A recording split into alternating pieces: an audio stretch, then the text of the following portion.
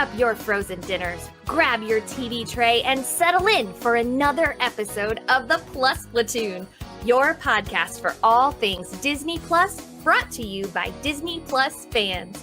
Watch along with us every week as we cover all the new, the old, the good, and the bad on Disney Plus. So put down that remote, don't touch that dial, and welcome your fabulous Plus Platoon host. Hey everyone, my name's Derek, and we are the Plus Platoon. The Plus Platoon is a Disney Plus fan podcast that gives honest, spoiler-filled reviews of movies and shows on Disney Plus. We look at new releases, coming attractions, and we'll even go back into the vault to revisit some of the classic Disney that's on the platform. Please make sure you're subscribed, and you will never miss a moment. We are starting season 2. It's a new year, it's a new season. So for season 2, I'm going to bring in the entire platoon is here tonight. So let's start with Kate. Kate, how you doing this evening? And even better, Kate, we can't hear Kate, so it'll be even a quicker show. I'm so good. I didn't realize that we are starting season 2. That's exciting.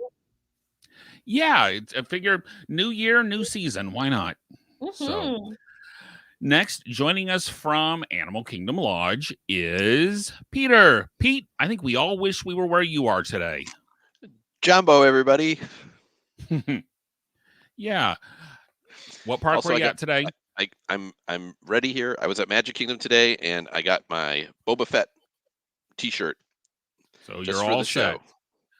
Next, we have Rebecca. Rebecca, how's it going? Good. I have my Park Hopper sweatshirt on. Nice. So I kind of feel in the vibe today, like we just have a Disney vibe today. Oh, Kate's got a dinosaur. Gertie the dinosaur. From Hollywood Studios. She's up in the studios. And then we've got, last and certainly not least, is Sam. Sam, how are you doing this evening? Hey, everyone. I'm good. I'm repping my other podcast right now, but I also have behind me, you can see some Disney Parks posters as well. So that one looks awfully familiar. I know. We have the same Haunted Mansion one, or at least very similar, if not exactly the same. Different because mine's from Magic Kingdom and yours is from Disneyland. You're right. I know, because both of these are from Disneyland. Yes. Liberty Square versus New Orleans Square. I'm sure our listeners are all excited about this. Yeah. Yeah, I know.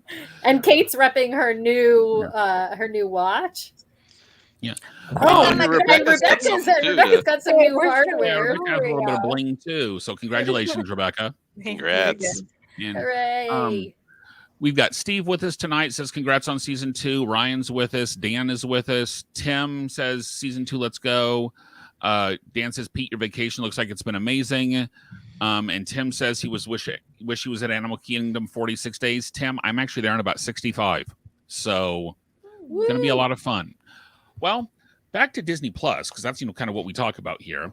We have a little bit of Disney Plus news. Kate, what we got going on this week? It is time for the Disney Plus news. I'm not muted, right? Nope, I'm good. Okay. First of all, plans have begun for a second season of Behind the Attraction. No announcements on timing or attractions have been made, but the producer confirmed that a second season is in the works, which that's good. We liked that one. And last but not least, casting rumors are beginning for the Percy Jackson series. Ooh, say that 7 times fast. That will be coming to Disney Plus. This will not be connected with the previous movies and is being supervised by the author Rick Riordan. So there you go. Back to you and all of my... I can speak. It's fine. We're doing great. Yeah. And I know there's some mixed reactions on that Percy Jackson series on this platoon. So we'll have to see what it is when it comes out. Jackson. I'll give it a chance. Yeah. Love, we love. give everything a chance here on Plus Platoon. I don't know anything about Percy Jackson, so it's Boba Fett, Greek right? gods and goddesses. Oh, cool. I like it. So and their kids. And Ryan says Behind the Attraction 2, yes, best of the pushing of the parks. I would see that and raise you the Imagineering Story or Prop Culture, but Imagineering Story I think is a better show. So yeah, but Behind the Attractions was good. Yeah.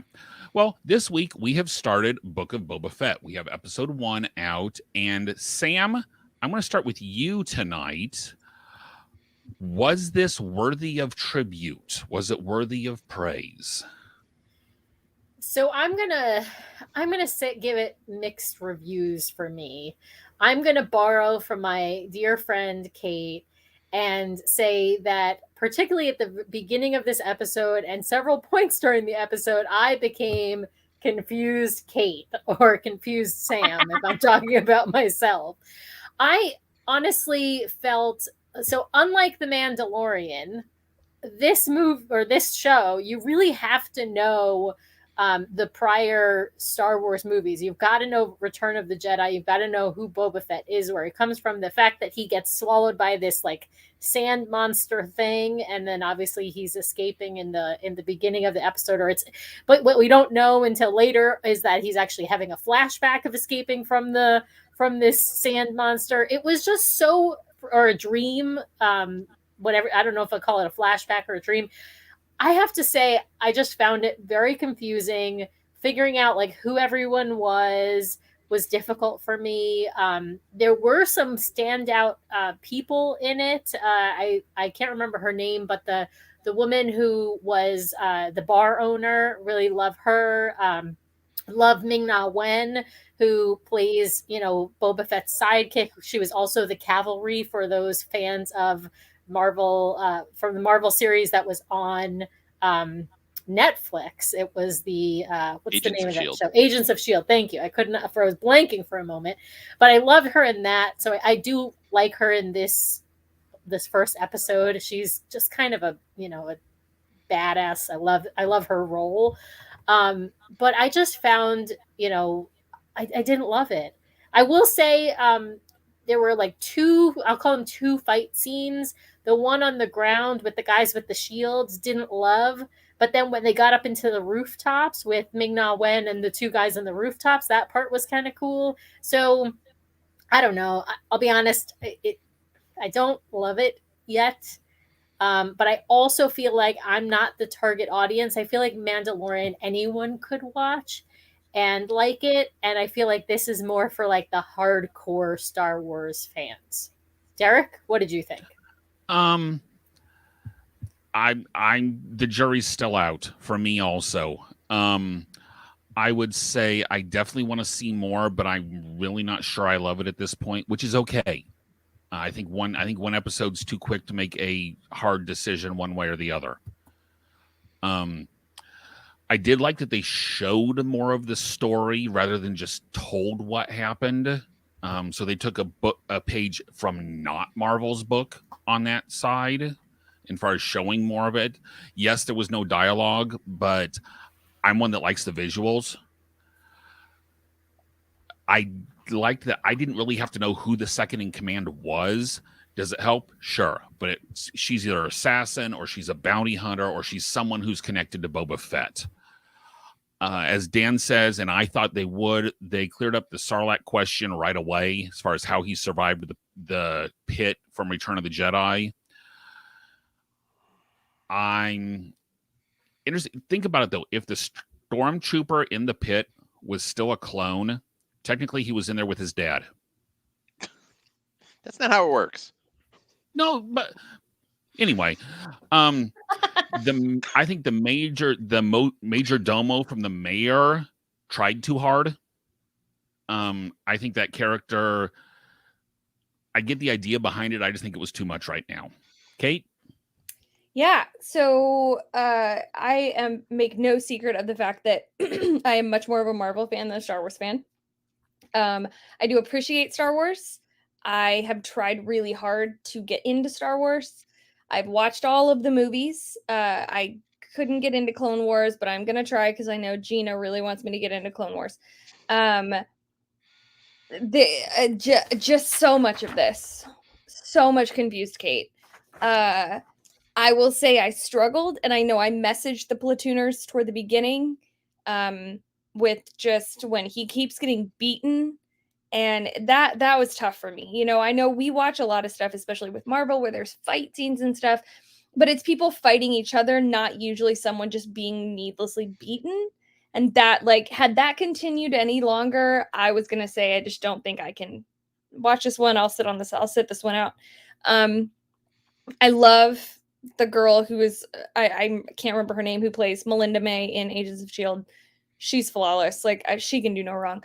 I'm gonna call out Ryan Weimer for a second because he pointed out something to me that is brilliant. If any of you are Parks and Recreation fans, there is a quote in Parks and Recreation when I can't even remember the season, but one of the guys is trying to stall for time. He's filibustering, and he talks about The Boba Patton Fett, and Oswalt he character. describes what happens in, and Ryan, you can comment because I know I'm going to say this wrong, but what he says in this filibuster that was filmed many years ago is what happens with the Sarlacc pit. And so, yeah, I'm so glad Ryan pointed that out to me. Absolute genius move there. I'm gonna withhold judgment for a little bit longer. It's not fair to judge it after one episode, but it's not in my top 5 as of right now. But I'll give it a shot. So, Pete, what do you think? So I am the big Star Wars fan of the bunch, and up there with Gina, who is our producer. And I fell in love with the Mandalorian like the first scene of the first episode of the Mandalorian. One of the things as an adult, anyways, that I like about Star Wars is the influences of westerns, spaghetti westerns, and samurai movies from like the 50s and 60s. And the Mandalorian is so spaghetti western and just like right up my alley. This show I'm kind of okay with so far. I mean, it's only one episode in. Um, I do like that we're getting some backstory about Boba Fett. I can see where it's very confusing because they're going back and forth between flashbacks and present, and there's actually probably more time spent on flashbacks.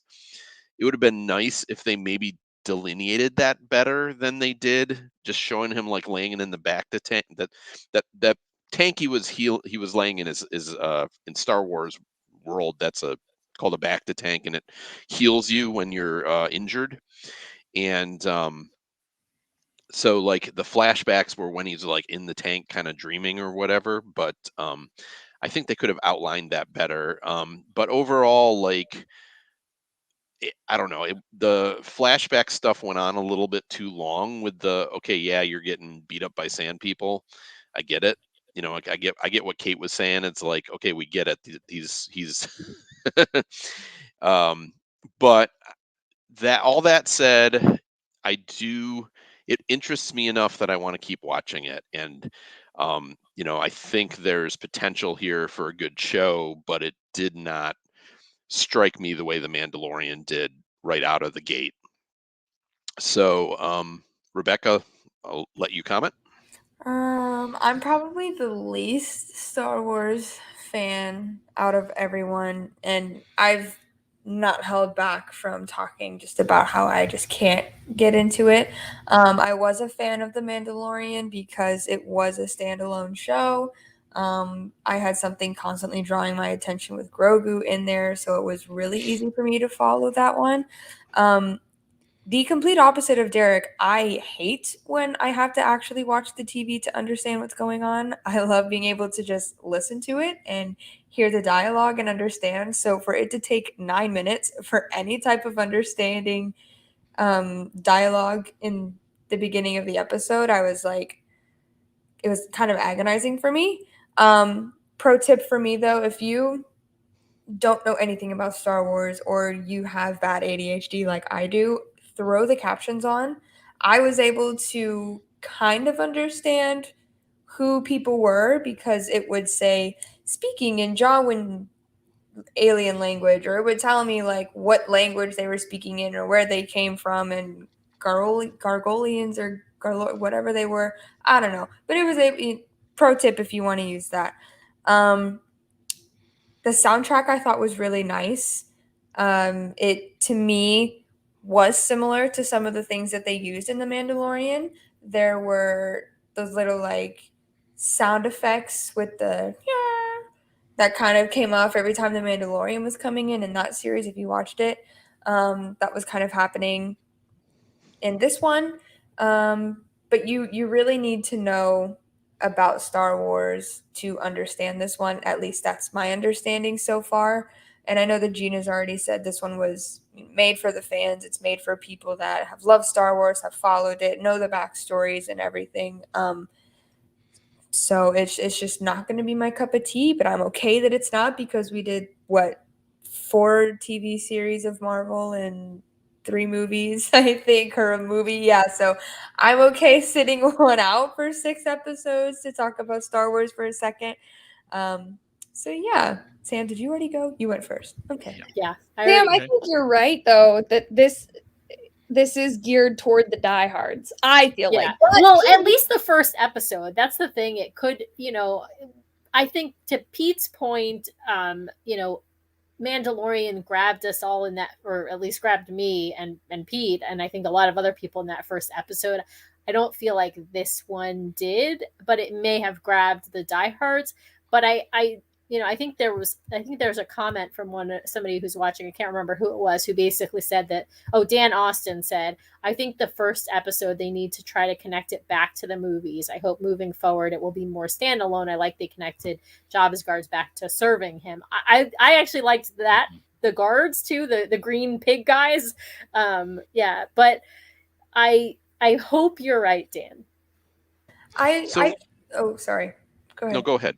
I was going to say that I kind of understand why this first episode had to have a lot of backstory. Everyone in the Star Wars world needed to know, how did this person escape, I guess? How did they survive being swallowed by that monster? So I understand why it needed backstory. I mean, when you think about when WandaVision was premiered, they put the first 2 episodes out because they probably knew that first episode was not going to pull people's attention. And that's just okay to understand. I think that maybe like one more episode and we'll see more of what is he doing now, or what did he do after getting out of that thing and taking over as the bounty for that, what is it, Tatooine? Tatooine. Yeah. Tatooine, though. I like that. It sounds like platooning. Yeah. And we'll get into what we think needs to happen here in just a little bit, but we've got a great crowd with us tonight. Gina says show was made for fans. Let's say we took a character from a movie who was on for 8 minutes total, and that's all he was on for. So it's like Hawkeye. Yeah, it's Hawkeye. Hawkeye's on a little bit more, but he doesn't have a lot of dialogue. Steve says he's undecided. I had to do some Googling to check out some timeline details. Yeah, basically, I've heard anywhere from like the next day to he could not have been in the pit for very long, necessarily, is the thought. Vicky says Sam mixed about needing to know the prior lore. Also, Ryan says I think they made Boba too nice to the Tusken Raiders. Supposed to be this crazy, ruthless bounty hunter, and he saves the kid to show he's nice. Think we need more backstory before we root for him. I can see that going either direction. Yeah. Gina says happy the Rex droid made an appearance and Max Rebo. Yeah, that's a couple things for a couple deep dives there. Nick says maybe we want to hang out at Oga's more. Yeah, definitely. Yes. I thought as soon as that bar scene came on, I said to Brian, I was like, wait, that looks just like Oga's. And he's like, yeah, it is Oga's. That's Tatooine. And in the captions, it said cantina music playing. And I was like, oh, okay, nice. Yeah. Ryan did say Patton Oswalt was credited for writing on this episode. Oh, cool. So, and then Glenn says he's good with the flashbacks as long as they go back to earlier in the episode or season. Okay. For this, feel like the Mandalorian would be okay to flashback too. So I think what he's saying there. The comment I wanted to make about the flashbacks was, why didn't they flash back to when he was like a little kid, which would make no sense to any just regular people. But why didn't they flash back to when he got knocked into the Sarlacc pit? And that would have made more sense to people like Kate and Rebecca. And me too, honestly, because I had to be like, wait, where is he? And then it was Brian who reminded me, remember when he got eaten by that Right. thing in Return of the Jedi, and I was like all they oh, had to show like 30 seconds of, that would have been Han so Solo helpful. whacking him in the back and And literally, knocking him in there. if Gina had not said, "I just want to figure out how he got out of that thing," I would have no idea like Yep. why he was trapped there in the Yeah. first place. So Yeah. Okay. So we've talked about the first episode. Now, what do you guys want from this series? What should change from what they did in episode 1 to now? Kate, we're going to start with you. What do you want from the series? What would from the series would make you enjoy the series? Pizza dog. Pizza Dog. Wrong series. No, wrong show. I don't know how to answer that question. I don't know what I want from the series because I am still trying to figure out the Star Wars. I feel like there's so much. There's so many different I don't even know what the word is. It's not genre. It's like there's so many different alien types and languages and planets and Siths and Jedis and there is so much that it really is hard to understand for me. So ask me that question next week. Go ahead, Pete. So I'd like to see. I mean, yes, all the fans wanted to see how Boba Fett lived through getting into the Sarlacc pit. Please wrap up the flashbacks pretty quickly. Let's just go with a straightforward story. I really hope they don't spend the entire series going back and forth between flashbacks and the current story, because to me the current story is more interesting to me. As I said, he got out. Great. We got that. Now let's go. Let's move forward. We already got some story with the Mandalorian, and we're moving on from the Mandalorian. And I'd like to see that. Other than that, I don't have any other particular where do I want to see it go. I did want to mention whoever it was that said about him being a good guy and saving the kid. I thought of that as more like, well, he's really saving himself. It just so happens that he also saved the kid. I mean, he's out there in the desert by himself. What's he gonna, if he doesn't save the kid, what's he gonna do? He's either gonna get killed by that creature, or even if he lets the kid die and kills the creature, at least he's doing it for self-beneficial reasons. So, anyways, Rebecca, anything you want to see? More subtitles? yeah. I think I need better fight scenes, more action. Not as much as Falcon and Winter Soldier because that was too fighty, but just there is a good mix, and I feel really bad for just like dogging on Star Wars this whole time because I know that's some people view Star Wars as we view Marvel, same reason as some people view Harry Potter and some people all of these fantastic sci-fi series and stuff. So I don't like talking so negatively about it because I feel like if I had been watching it from the beginning, like I have Marvel, I would be over the moon, like Gina and Pete, to have this character come through and hear their story and be excited to see this. But I think I also want to laugh or smile a little bit. I think I sat there the whole time just like watching it and understanding the story and trying to figure out what was going on. So I just a little smile, a little giggle every now and then. I'm okay with a cute character coming back. I'm all right with that. And maybe a little bit more action so that we're not just watching him walk through 6 different sandstorms. Sam? I'm with you, Rebecca. I would like some more fight scenes, like the rooftop fight scene. I thought that, like I said, that one was really fun. I would like some more like funny characters. I would, be happy to see some interaction in Oga's cantina.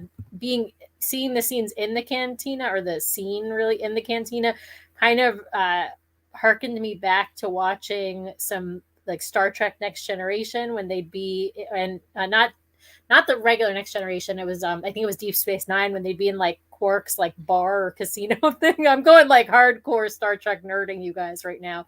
But and I know there's like the Star Trek people versus the Star Wars people, but I just feel like a little bit of levity, a little bit of comedy. Pete, I thought your comments about The Mandalorian being classical spaghetti Western were totally on point. I'd love to see a little bit more of that. I feel like that really is like mixing the genres of Westerns and comedies. And I just feel like this needs a little bit of that. So it doesn't need, I would like some new characters. It doesn't need to be like so tied to the old characters. I feel like it would be better to introduce new characters like we saw a la The Mandalorian. Not the same characters as who was introduced in The Mandalorian, but the fact that we met a bunch of new characters in that series, I feel like that's what this series could use as well. So I kind of feel like they could sort of copy the playbook a little bit of Mandalorian, not in storyline, but in sort of structure, and it would do well. So we'll see. That's what I'm hoping for. Derek? Bless you. All right. Yeah, sorry. I want to have something that tells a story arc in one season. I don't want, if something's going to be continued, make it a subplot, like maybe the mayor's not liking him that continues on. But the main plot, I think, should wrap up within the season. We need a main bad guy. That might be the mayor, that might be somebody else, but we need someone we know we're supposed to root against. And that goes back to Pete's thing, the spaghetti westerns. You knew, I mean, in the original Star Wars, bad guys were black, good guys were white. I mean, it's so obvious. I don't think we can have a whole season of him building relationships with different people and have it stand up. I don't think that would work. I don't think we'll get that, though. I don't think we will. I don't necessarily think we will either. I'm just saying, if we do, this is going to really, really struggle. Gina says a cute character's been done.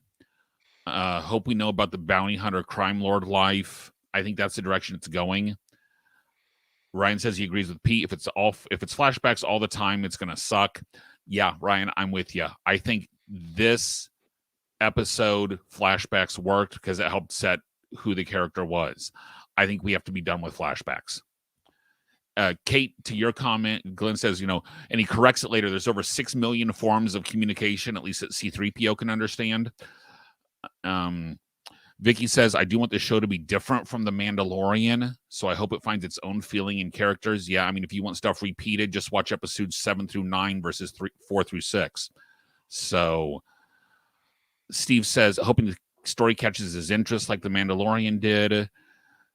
Gina says this was directed by Robert Rodriguez, and his style's darker than some of the other directors, so that's something to play for.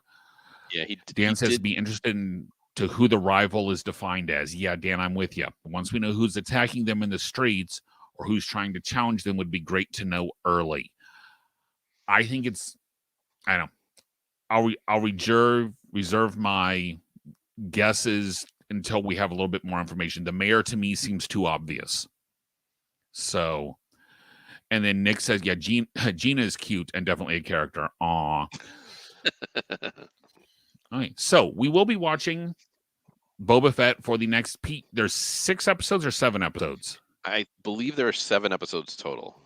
Okay, 7 episodes. So for the next 6 weeks, we will be doing, and got confirmation from Gina that we will be doing Boba Fett for the next 6 weeks at least, and then we will be moving on to hopefully, if stuff works out correctly, some nice Disney animation stuff.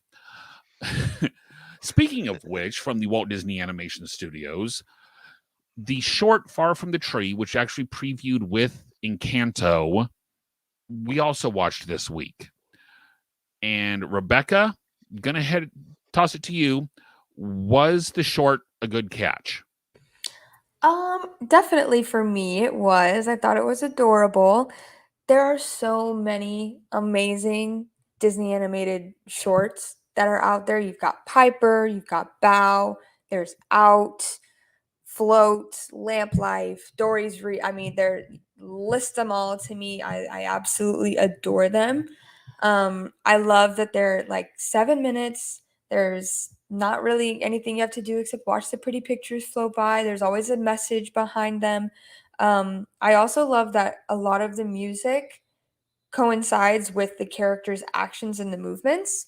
There was one part where the seagull is like going his head like this, and then there's like a flute or something in the back that's like, "Meow, meow." And then the raccoon is like, huh? And does it back, and he goes "Meow, meow," again. And I thought that was really cute.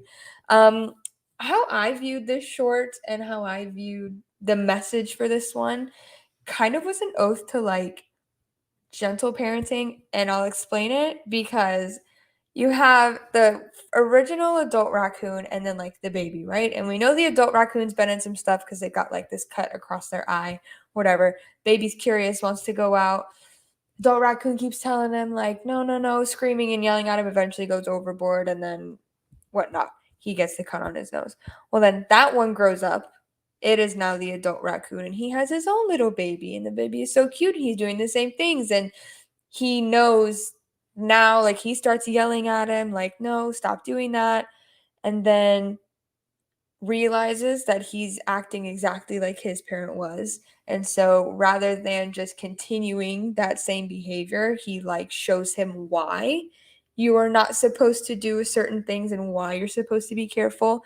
And that's huge for kids nowadays and something that is in gentle parenting and teaching. Even just telling children no, you can't do something doesn't do anything for them, but telling them why they are not allowed to do something allows them to like process it differently. And so I think that it was really cool to see that in an animation type of way for kids to understand.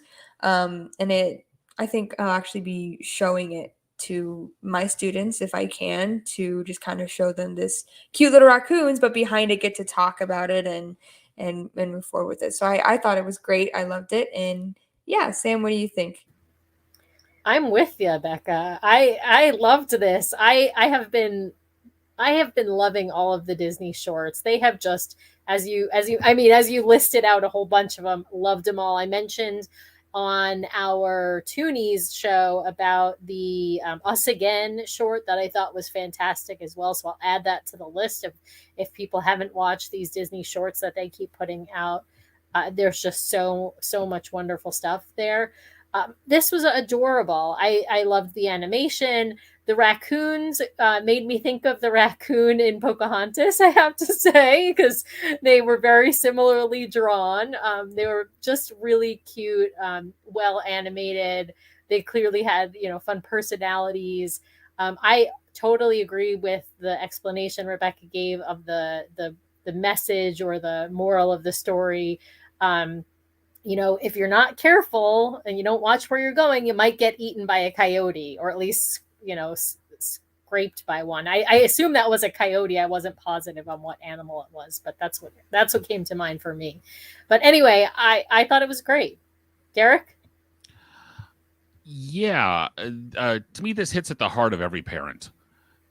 We've all been there, acting one way as a kid and then getting on our kids for doing the exact same thing. It's the mother's curse. One day I hope you have a kid who acts just the way you do. And the curse works. I love that Disney's able to tell an entire story arc with no dialogue. And Disney is so good at that. All the way back to Wall-E and that. Rebecca, I'm going to disagree with you a little bit. Sometimes you have to just say no. And then you can give the reason later. But sometimes it's no, you need to sit your butt there. And I know what's going on because I'm too busy watching out for both of us. I'll explain it later. But no, sometimes you just got to do it now. So. No, and I totally, I've been there before too. And I don't have kids of my own, but I have 22 that I teach every day, and we have fire drills. And sometimes you just say, no, shut up, stop talking. I'll answer any question later, but no, you are not doing anything except listening right now. And you just have, I understand in dire situations, those are, there are time and place for that. But I think just in most cases, I know it's with popular recently, just explaining to children why we do things a certain way or why it's better to do things a certain way makes it easier for them to that was weird. Makes it easier for them to process and understand as they get older. So, but I'm with you. Kate, what'd you think of it? Yeah, I think I expected it to be funnier going into it. I don't really have any reason for that. That's fair. Actually, I think I do know the reason for that because it did remind me of Miko from Pocahontas, and Miko from Pocahontas is funny. So I think I expected it to be funnier. So it caught me a little off guard when it did have very serious undertones of we carry the baggage that from our childhood and what we experienced from our parents into adulthood. And so it hit different than I was expecting it to. I was expecting to laugh and I did not laugh. I mean, I did laugh at the part when with the head that did make me laugh. But it also made me feel things. Like it made me feel having come from a childhood of one of my parents going through very heavy stuff in their childhood and bringing it into my childhood, like it hit different. So the animation was phenomenal. I did love how the music complemented it. It didn't have any talking, but yeah, this made me feel emotions I was not expecting to feel. So yeah, it was good though. It was good. It wasn't my favorite of all of those animations that you named, Rebecca. Some of those are just so this was not my favorite, but I did I didn't hate it. So, Pete? Muted. Sorry. I really enjoyed it too. What I took from it, not being a teacher, is like we can either learn from our parents' mistakes or we can repeat them, so to speak. But I'm gonna. I think everybody covered it pretty well. I'm gonna comment that it was nice to see 2D animation, which we don't see a lot of anymore. Most everything is now from that comes from Disney and Pixar, anyways. Is very much the the 3D. They call it 3D animation, right? Um, and this was more. I'm sure it was still done in a computer, but I mean, it was more the traditional flat animation. But it still worked really well. And I'm kind of sorry we don't see that much of it anymore. That everything has to be 3D nowadays, and uh, that's all I got to say. But I did enjoy it. Actually, it was hand drawn. It was hand drawn by their animators. Was it okay? Wow. Yes, it was. So Yeah. yeah, I agree with a lot of what Pete said too about learning from your parents. Not a lot of people know this, but like did not have a father growing up until I was about 10 years old or so. And it was rough because a lot of my childhood, I don't remember many memories with my mom at all. And so the ones that I did have were very lax, I would say. And I always vowed to have or to give my children different than what I had growing up. And so I guess that rang a lot too for this one is wanting to be different than, like Kate said, bearing the baggage of your parents and, putting that into somebody else can be really difficult and hard to overcome. But I liked how Disney was able to portray it with cute little animals. Yeah, it's a lot from a 7-minute short, isn't it? Mm-hmm. It's deep. yeah, really. Well, that's the beauty of these Disney shorts, right? With little or no dialogue. Most of them have no dialogue. A handful of them have a small amount of dialogue. Like Out has has dialogue in it, but with very little dialogue, or no dialogue, how much they can convey with just animation. It's just the beauty of storytelling, right? That you can tell a story with just body language and facial expressions, even with animals. You can do it. It's amazing. That was literally about a dumpling. Dumpling. Like, But the it boy wasn't was about a dumpling. It was about a mother-son, right? That's what you It learned. literally was a dumpling boy with a mustache. Like, it was awesome. Yes, absolutely. Yeah, looking over here, Steve says breaking the cycle came to his mind. Agree with Rebecca about the message of taking a more positive approach. Yeah. Glenn can confirm the children who do exactly what their parents did. Yeah, he's mine. And the mother's, as I said, the mother's curse works. So saw something that I think we all liked this week, and saw all of us didn't really agree on this week. Next week, gonna be probably doing something very, very similar. We're gonna be looking at episode 2 of Boba Fett, and we're also gonna be watching Encanto, the feature that followed this story. It's the Lin-Manuel Miranda one. It came out on Christmas Eve. We are just now getting around to it based on our timing. So that's what we're going to be watching next week. Looking forward to seeing it, because I think 3 of us have not seen Encanto yet. Kate and Pete have. So 3 of us going to be watching it fresh this week. So one comment on this, because Rebecca was earlier saying about having the captioning on. We had the captioning on for Encanto, and I found it easier to follow with the captioning on because, one, the dialogue in the songs are very, very fast, but a couple of the songs are actually in Spanish language, but the captions are in English. Helpful. So even though the music and the singing is in Spanish, on Disney Plus, the captions are in English, so you get the song translated for you, and you could get a little more out of it. So it's a pretty good way to watch if you don't mind the subtitles. Thanks for the recommendation, Pete. I'm totally going to do that. Well, it's like honestly, it's like the first time I watched Hamilton. I had to have the subtitles on. Yes. Now I can pretty much quote the whole movie, but the first time you had to have subtitles on. Yep. So. Yep. Guys, if you guys have suggestions, because we are going to have some time coming up here where there's not going to be big things for us to watch, email us at plusplatoon@gmail.com. We need your suggestions. We've got one vault getting ready to head our direction from Miss Kate over there. Will be coming in later January. But then we need other people to come on and tell us what some of your favorite old Disney shows are. Please, guys, like us, subscribe, share us on Facebook, YouTube, Twitter, Instagram. We're on all of it. Please, we need to get this out. Let people know how much you enjoy us so we can spread the love to more people.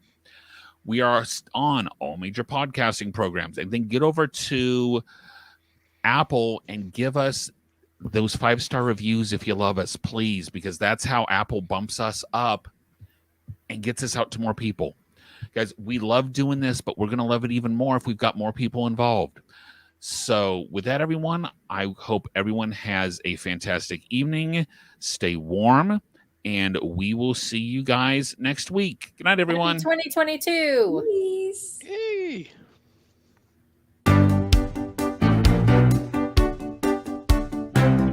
Thanks for watching this week's episode of the Plus Platoon. Be sure to subscribe to the Plus Platoon podcast to keep getting great content each week. Then head over to Apple Podcasts and leave those 5-star reviews, as they help make the Plus Platoon visible to even more Disney Plus fans. Also, go to YouTube and like and subscribe to the Plus Platoon channel, where you can watch all future episodes live. If you have a question for the Plus Platoon, please send us an email to plusplatoon@gmail.com or connect with us on Facebook, Twitter, or Instagram @PlusPlatoon. The Plus Platoon is a Disney Plus fan podcast and is not affiliated with the Walt Disney Company or the Disney Plus streaming service. All opinions expressed on the show are solely those of the individual hosts and in no way reflect the views of the Walt Disney Company. Thanks for watching, and be sure to stay tuned for next week's episode, because the Plus Platoon is to be continued.